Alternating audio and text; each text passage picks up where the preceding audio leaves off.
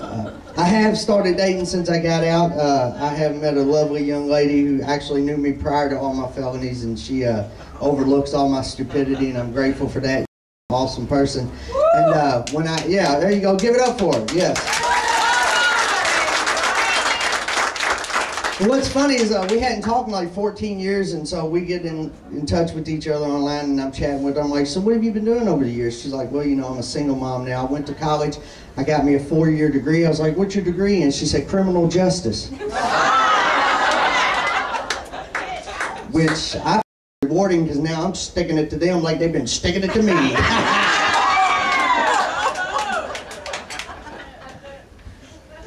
Most people are like, what do y'all have in common anyways? How could you even be dating a person like that? I'm like, look, it makes perfect sense. She went to Penn State, I went to State Penn. Most of my reasons for being incarcerated were due to drugs and alcohol. Almost every bad decision I made in life was while I was inebriated or trying to get money to get inebriated. And but I'm glad to say I got 17 years clean and sober, people. 17 years. Thank you. Then I turned 18. I've been high ever since. And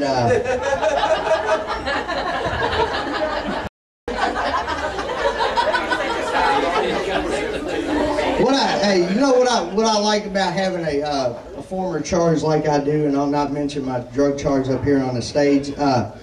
Is when you get out and you run into people that you ain't seen in a while, and they're like, hey man, I heard you was in trouble, I heard you went and did some time, I heard you got busted with X amount of this and that, and you know, man, I'm glad to see you back on your feet. And I'm like, man, I appreciate that. Man, I hope you do good. I hope you stay out. And I'm like, I appreciate that. You still fucking with that shit?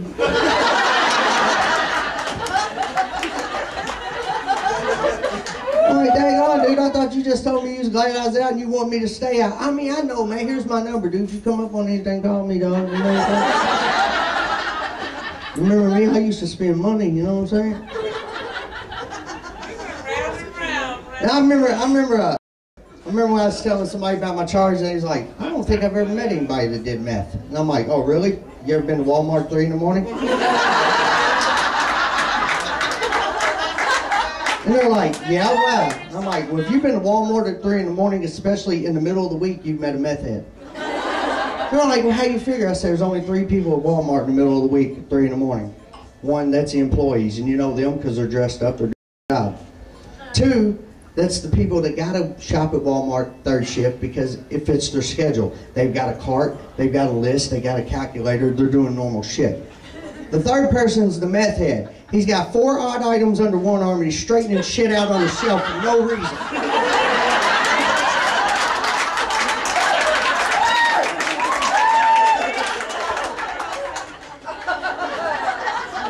You know, and if you just follow them, after a few minutes you'll realize that, you know, they got like 6 items that they can't carry, and then they got to walk all the way up front and get a cart, and they drop that shit in the cart, and they act like ain't nobody gonna know they're high. They got 1 thing from the automotive department, 2 things from the fruit section, a kid's toy, just shit they ain't even gonna need.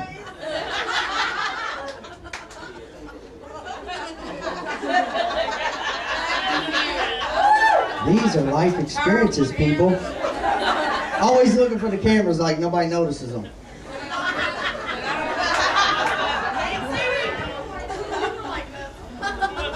What I used to like to do though, I used to get inebriated and just go out and do stuff just so I can notice things that other people don't notice. Example, one night, ran out of beer. Had to go on a beer run. I Gary run into a store, and there's a sign on the door that said, no pets allowed except CNI dogs. I walked right into the store, went straight to the counter. I said, who's supposed to read the CNI dog sign on that door?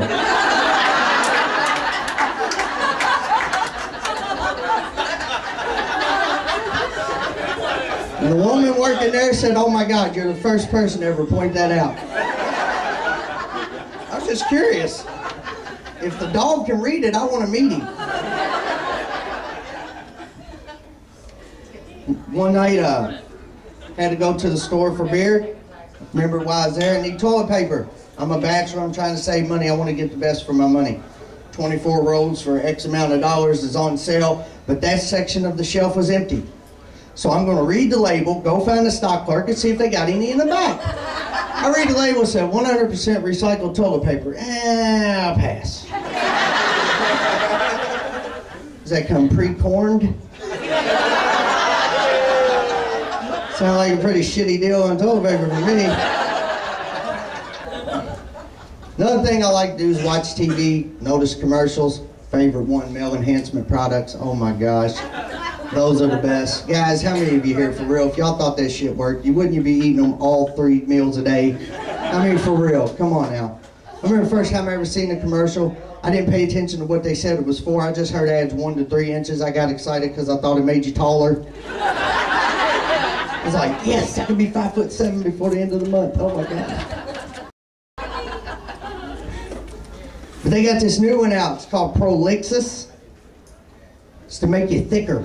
Because now, guys, it's not the length, it's the thickness. And this guy knows because he lived in a college dorm with 4 females.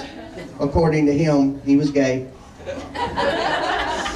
And I was thinking, you know what? Okay, it's always either we're not too long, we're not long enough, we're not thick enough. Maybe we need to make a pill to shrink you all down a little bit. Why don't they come out with Holixus? Or Yo Stickus. Speaking of reality TV, no I wasn't, but I am now.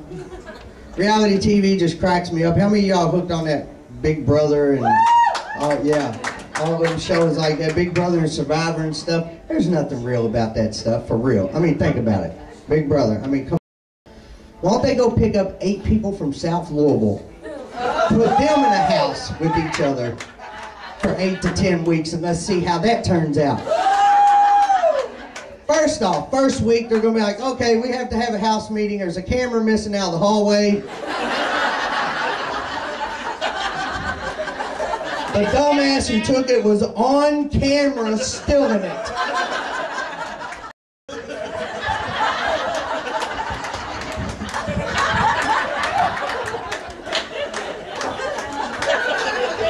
Some black guy in Air Force Projects got like a $14,000 camera set up on his project window.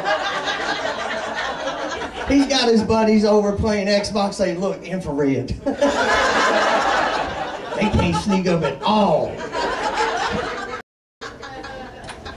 If it was the South End people living in that house, somebody would have an EBT card. Somebody at the first of each month be like, look, I got $350 on it, y'all get it for $175 right now. I'm trying to buy a sack. Ain't nobody in the house on drugs. Okay, they got some alcoholics, but so what? That's the most common drug. But they ain't got nobody in the house on drugs or nothing. Ain't never no drug dealer stopping by the house. If it was South Louisville people living in that house, it would be on. Like, man, who is at the door at 4 in the morning? Man, I was just in the neighborhood. I was just stopping by to see if y'all good. Everybody good? Y'all good?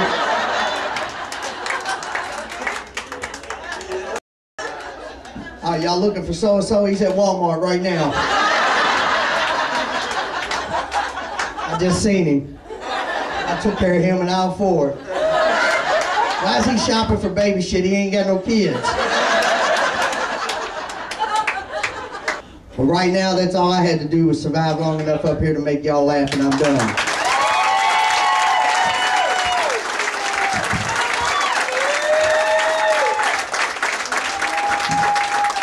Beautiful band, man. Awesome, awesome.